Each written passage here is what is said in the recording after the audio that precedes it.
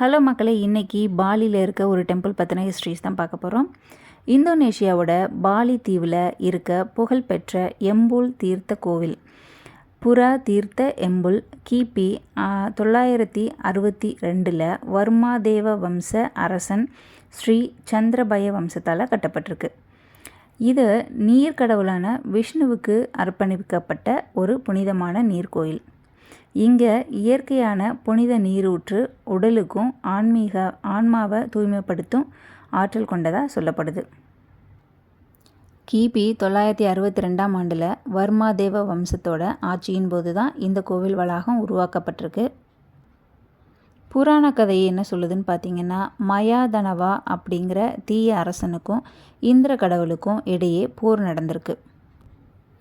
புனித நீரூற்று உருவான கதை பார்த்திங்கன்னா, மயாதனவா விஷம் கலந்த நீரை குடித்து வீழ்ந்த தேவர்களோட வீரர்களை மீட்க இந்திர கடவுள் தனது ஈட்டியால் பூமியை குத்தி புனித நீரூற்று அதாவது அமிர்தத்தை அங்கே உருவாக்கியிருக்காரு.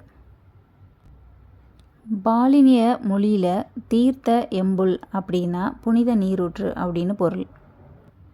இந்த கோவிலில் நடக்கிற மெலுக்காட் சடங்குன்னு பார்த்திங்கன்னா, பாலி இந்துக்கள் அவங்களோட உடல், மனம், அப்புறம் ஆன்மாவை தூய்மைப்படுத்த இங்கே உள்ள குளத்தில் புனித நீராடும் மெலுக்காட் அப்படிங்கிற சடங்கு செய்கிறாங்க.